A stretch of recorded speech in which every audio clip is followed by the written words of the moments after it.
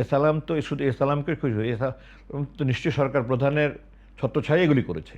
সরকার প্রধান ছত্রছায়া না হলে তো ডিজিএফ কখনোই শুধু এসালামের অনুরোধে করবে না কখনোই, কারণ ডিজিএফ এর প্রধান সরকার প্রধানের কাছে জবাবদিহি করতে হয়। ব্যাংক বলা একজন ব্যক্তিকে শুধুমাত্র সরকার প্রধানকে খুশি করার জন্য অপহরণ করে নিয়ে যাওয়া, আটকে রাখা, এগুলোই তো তাদের কাজ না। তাদের স্ত্রী সন্তানরা এখন মুখ দেখাতে পারে সমাজে? কোথাও সমাজে মুখ দেখাতে মানে দেখেন আপনি, যারা বিদেশে পালাতক আছে তাদের অনেকে আমি মানে ইনডাইরেক্টলি আমি খবর পাই যে তারা ওখানে সমাজে কারোর সাথে মিশতে পারে না।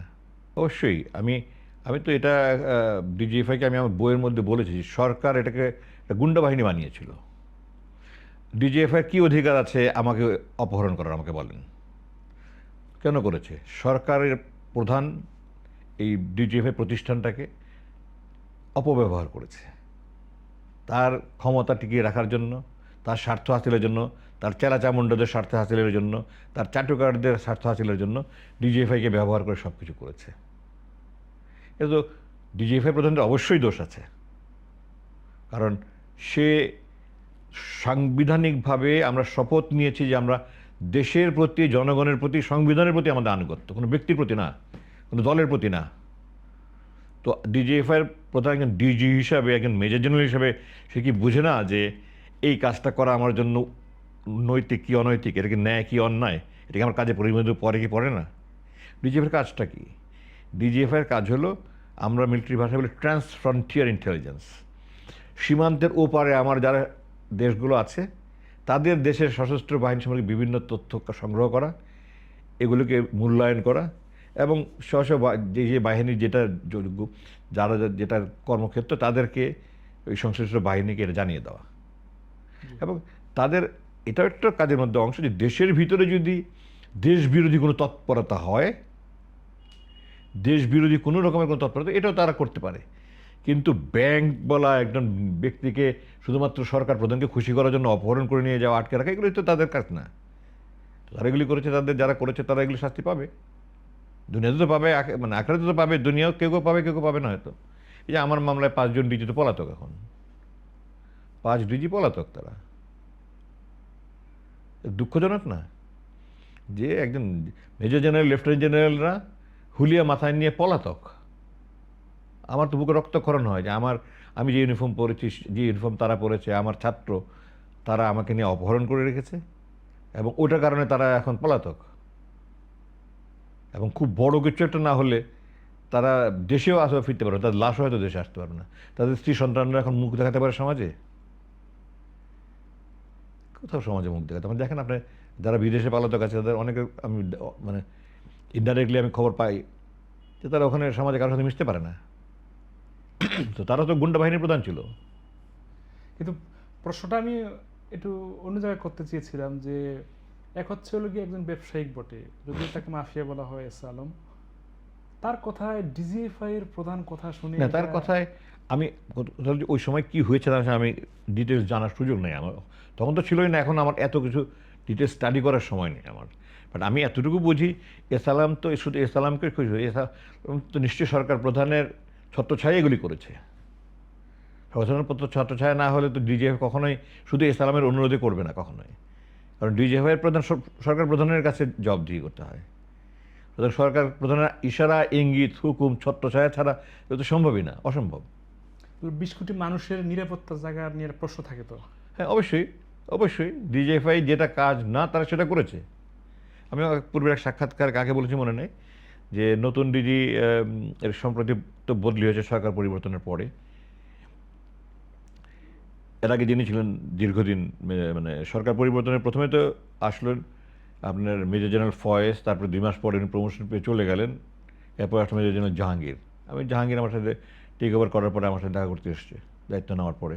আমি তাকে বলেছি যে ডিজিএফআইকে ডিপলিটিসাইজ করো, এবং তার সাথে আমার বহুবার কথা হয়েছে, প্রতিবারই এই কথাই বলেছি আমি, এটাতে রাজনীতি মুক্ত করো। এইটার সাংগঠনিক কাঠামো কি আমি জানি না, তোমাদের কার কর্মপরিধি কি আমি জানি না, রাজনৈতিক প্রভুদের খুশি করার জন্য যেন মানুষের উপর কোনো অত্যাচার না হয়, এটা তুমি নিশ্চিত করার জন্য কী ব্যবস্থা করার করো, আমি তাদের বলেছি। একটা অনাকাঙ্ক্ষিত প্রশ্ন করি যে ভাইয়া, ডিজিএফআই যারা কাজ করে তারা কি তাদের স্ত্রী সন্তানদের, আত্মীয়দের নিরাপত্তা দিতে পারে বা ওইরকম সক্ষমতা রাখে? আমি স্বাভাবিক জীবনের কথা বলছি। প্রশ্ন আর একটু স্পেসিফিক্যালি করেন।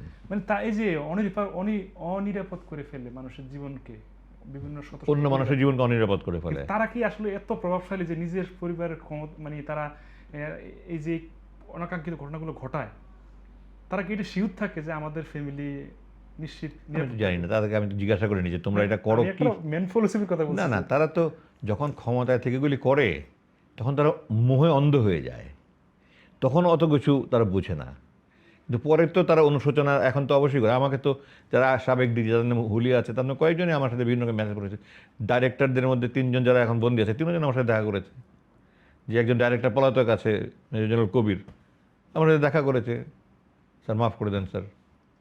তো তারা তো মানে চোর চুরি করে কোনো এক সময় হয়তো অনুশোচনা করে, ডাকাতি করে কোনো এক সময় তো হয়তো অনুশোচনা হয়। তো তারা এখন যখন গ্যাড়াকলে পড়েছে, এখন যাদের বিপদে পড়েছে, এখন তাদের নিশ্চয়ই অনুশোচনা হচ্ছে। কিন্তু শেখ হাসিনা যদি টিকে যেত তাহলে কি হইতো? শেখ হাসিনা যদি টিকে যেত আর কি। তাহলে কী হতো, পরিস্থিতি তো কত কিছু হতে পারতো। আচ্ছা, এখন জামাতের যে প্রতিষ্ঠান, আমি যে ইসলামী ব্যাংকের কথা বললাম বা অন্যান্য প্রতিষ্ঠান আছে, এই প্রতিষ্ঠানের উপর আওয়ামী লীগ বা ওই সময়ের সরকারদের এত ক্ষোভ কেন ছিল? তাদেরকে জিজ্ঞাসা করলে ভালো হয় কেন ক্ষোভ ছিল। একটা কারণ হতে পারে, আপনি দেখেন, আমি ফেসবুক স্ট্যাটাসে এটা লিখেছি যে স্বাধীনতোত্তর বাংলাদেশে জি জামাত এদেশের অর্থনীতি এবং শিক্ষা ব্যবস্থার মধ্যে জামাত সংশ্লিষ্ট প্রতিষ্ঠানগুলি যে অবদান রেখেছে, অন্য সবগুলি দল মিলে সমন্বিতভাবে আর 1% কিছু করেনি। আপনি বলেন কোন দল, বড় দলগুলির কথা বলেন, কোন দল একটা ব্যাংক করেছে এরকম এই মানের, যেটা বাংলাদেশে সব ব্যাংকের থেকে বড় একটা ব্যাংক। সেটা আওয়ামী লীগের পক্ষ থেকেই বলা হয়েছে যে পৃথিবীর 100 ব্যাংকের মাঝে অন্যতম একটা। চুপ্পু সাহেব নিজে আচ্ছা, তারপরে আপনি দেখেন ইবনে সিনা কোন দল করেছে এরকম একটা প্রতিষ্ঠান, আমাকে বলেন। ইবনে সিনা ফার্মাসিউটিক্যালস, ইবনে সিনা হাসপাতাল, ইবনে সিনা মেডিকেল কলেজ, ইসলামিক ফাউন্ডেশন করে এতগুলি হাসপাতাল সারা দেশের মানুষের কত রকমের চিকিৎসা সেবা দিচ্ছে। জি তো এই সমস্ত কারণে তো মানুষের আস্তে আস্তে মানুষ যখন দেখছে ওখানে যাচ্ছে কম মানে ভালো সার্ভিস পাচ্ছে, আপনার হাসপাতালে যাচ্ছে কম খরচে ভালো সার্ভিস পাচ্ছে, ব্যাংকে ভালো সার্ভিস পাচ্ছে, তো সব কিছু মিলে মানুষের তো আস্থা বাড়ছে। এই কারণে তাদের খুব বেশি, এটা একটা হতে পারে। আর একটা দলে যখন অর্থনৈতিক মজবুত ভিত্তি থাকে, তখন তো ওই দলের যারা সংশ্লিষ্ট থাকে তারা তো স্বাভাবিকভাবে অন্য কোথাও চাকরি না পেলে এখানে চাকরি পাবে, তাদের অর্থনৈতিকভাবে তারা শক্ত থাকে। তো সব কিছু মিলিয়ে অর্থনৈতিকভাবে পঙ্গু করতে পারলে একটা মানে একটা দলের সাথে সংশ্লিষ্ট যারা, তাদেরকে অর্থনৈতিকভাবে পঙ্গু করতে পারলে তাদেরকে কোণঠাসা করা যাবে, এটা একটা কারণ হতে পারে।